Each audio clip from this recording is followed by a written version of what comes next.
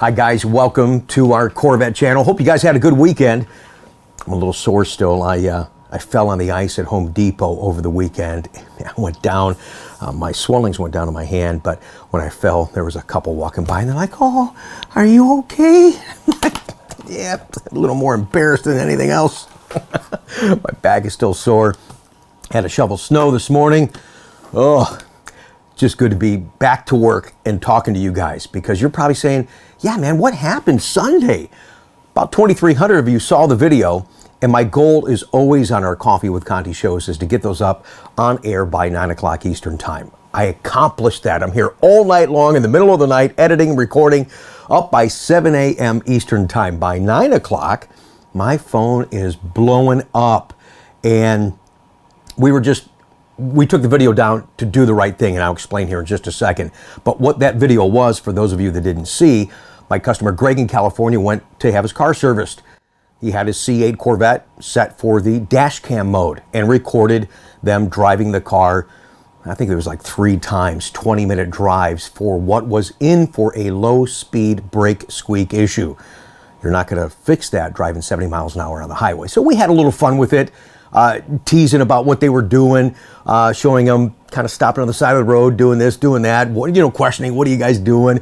There was some cussing in there. We edited that out.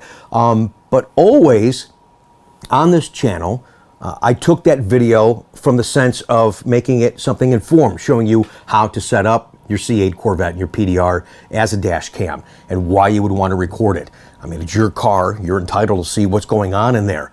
I just chose to air it. So a lot of people said, "Hey, Rick, you got to be cautious with that." I want to thank the guys that reached out to me and were looking out for me. Neil, Trey, Pete. Trey sends over, says, "Rick, just so you know, California," and again, I'm not thinking about this stuff. I'm thinking about bringing content to you guys, keeping you informed, and entertaining you a little bit along the way. So California's wiretapping law is a 2-party consent law that makes it a crime to record or eavesdrop on any confidential communication, including a private conversation, telephone call, without the consent of the parties of the conversation involved.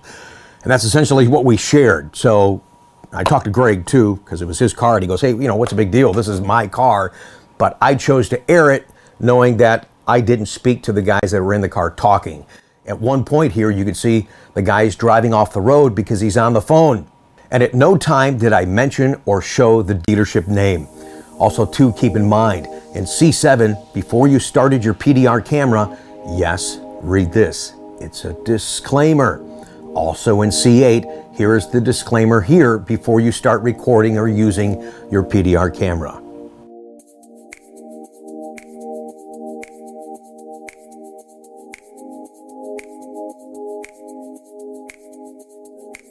I'm not going to let anybody bully me to take down a video simply because they didn't like the content. I mean, how could you not like what we do on this channel? We share information. We share incredible experiences. We talk about the product. We share stuff about the marketplace, and we do it in a fun manner. If you don't like it, see ya, bye. Hey, I understand that you can't please everybody, but my intention, even on Sunday, was to inform and have fun. But we took that video down to be cautious for the reasons we just stated earlier. Let's be clear, with my broadcast background, I understand the power of presentation, voice inflection. I can take a sentence and read it several different ways and have it mean several different things.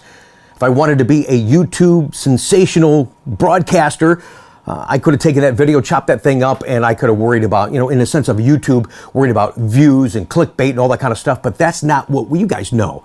That's not what we do on this channel. But I could have taken that video and I could have made it very sensational, very evil, very hurtful. We did not. In fact, at the end of the video, I even acknowledged the good things that the guys did at the dealership, and I stated some obvious things. I did make some notes about some good things out of what we just witnessed today. Through that whole service visit, they did drive the speed limit. There was no loud radio blasting. There's no racing. There was a couple opportunities that they could have raced. No racing, so they were focused on that highway drive to find the brake squeak issue at low speeds. There was, let's state the obvious. There was no burping, although at one point as he pulled over, there was some hacking. I don't know what that was. And And there was no farting. Could you guys watch it? If you watch this whole thing today, you're probably thinking, hey, nobody went. I'm sorry. A little too real. You know what's funny? I got to thank you, number one, all of you guys, from emails, text, social media comments, hundreds and hundreds of incredible support, comments, and feedback. I love you guys. Thank you so much for the support. I talked to a couple people though, and they go, you know what? At the end of that video, I was thinking when they were driving and there was really no music blaring that what if the guy rips one? He goes, and then you said something. He goes, I couldn't believe it. So yeah, stating the obvious. So thanks again, everybody. That's what happened on Sunday. I'm sorry for those of you that missed it. Those of you that saw it, thank you for the support and the understanding. Oh, and real quick, because many of you asked, and I apologize, I didn't address it. As far as Greg's car, was it fixed that day in service? No, it was not. He's back there today, in fact. They may have to put new brake pads on, not quite sure. I asked Greg, I said, you going to record on the PDR? He goes, absolutely I am. Okay, we'll let you know the outcome after today's service. Again, thanks everybody for the support. Yeah, man, it's all good. We're moving forward, and we do have an upload for you today that will finish up focusing and featuring your beautiful rides. Whenever we do it Tuesday, whenever we can, I love showing off your cars. And then right now, let's go down and see Chuck. Many of you know what this is. I got to tell you, I can't remember in the last 10 years I had to use it. In the last week, we had to use it 3 times, so I figured we would talk about it today. Welcome to the channel.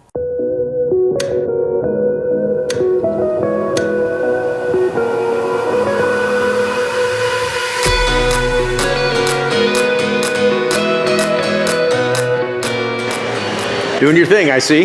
Yes, good morning. Yeah. In case you didn't see, Chuck and I were just mentioned in a recent national article with Automotive News. I said, how about that? Guy watches my channel, interviews Chuck and I. I'm not even pictured in the article. Nate goes, well, now you know how I feel. What's up, superstar? Hey, there can only be one. No. Yeah, right on. Absolutely. No, it's fantastic.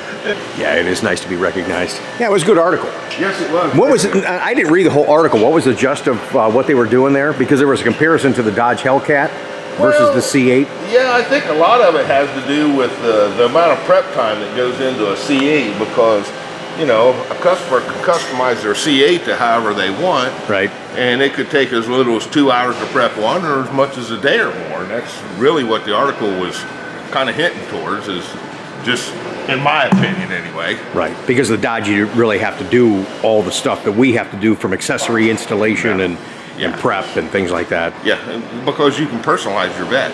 Right. From different wheel packages and interior packages. Aero packages. Aero, everything. Wings, yeah, the whole deal. Yeah. Okay, that's cool. Hey, congratulations. Though. Hey, thanks. Yeah, right. You loved every minute of it, and that's a good thing. Okay, real quick, show the guys what you're holding. Oh, no, I am holding, there it is, the fuel fill. You're like, what do I need that for? You know what's funny? I was just saying before I came over here, for 10 years, I've never used that. Right. Now, when you get a car from us and I ship it, that'll be, in most cases, it's in the glove box or in the front trunk. But of recent, you've had a couple of cars when you're doing the PDI and you're letting the car warm up and check the oil, all of a sudden the car ran out of gas, and you need that. You absolutely have to have that. Okay, let's show you guys why. When you go to the gas station, the nozzle goes down in far enough. Yeah, let's take a look in here. When they did away with the gas cap, they now have a 2-flap system here. Yep. So you can see the other flap down there. Oh, yeah. That keeps the gas system sealed. What this does is goes beyond this and collapses that bottom one so that you can get gas in it. If not, you'd be spilling gas all down the side of your car. Exactly. Oh, like I said, when a gas station, the nozzle goes in deep enough, but if you're just doing it at home, you have to use this or it will run gas everywhere. Oh, fantastic. And we do have a quick email here. This came in from Dave in Las Vegas. He says, good morning, Rick. I picked up my C8 Corvette beginning of January. Got about 166 miles on it. He's got to take it into the dealership, I think today, as a matter of fact. So Greg's got his car in today in California, and Dave's got his in Las Vegas. He says, I got a check engine light on, and I got 3 codes, P0700, P0876, and C2A18, all transmission related. Yeah, probably. He says, could you ask Chuck and see what he thinks? So we did ask Chuck, and he says, by the way, great coffee in Conti on Sunday. Glad you got to see that. We talked about that at the beginning of today's show, so thank you again. So all these codes... well, because there's a no transmission light, the P0700 signifies the ECM that yes, there is a problem in the transmission. Okay. That's the only thing that code's for. Right. The other two codes are a pressure problem inside the transmission. Right. It could be a control body, a module, something's not seeing right, could even be a transmission. And one of the things I think it actually recommended was to change the transmission. Well, yeah, depending on the He didn't flow want to say it. diagnosis. Right. Chuck didn't want to say it. He's like, you want me to say it? I want to tell the guy and break the guy's heart. Right. Okay, whatever. All right, thanks. Always good to see you, man. Good seeing you guys. All right. And also what's good to see is your good-looking cars that we call your beautiful rides. Thanks for watching, guys.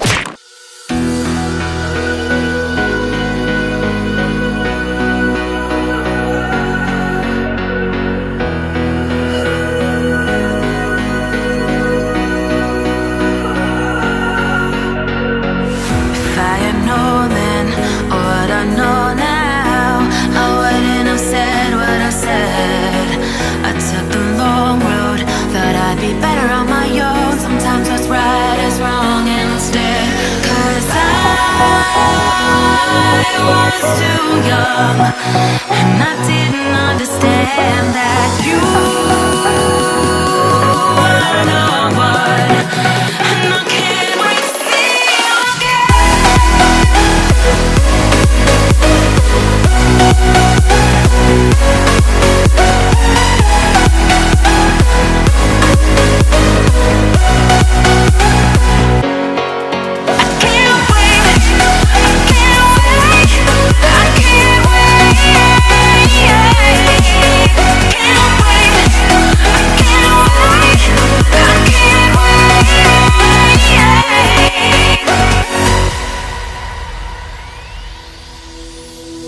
hindsight is fleeting, when your heart's bleeding, and all you can see is red, till you discover it is within each other to forgive and make amends. If I had known then, or what I know now, I wouldn't have said what I said.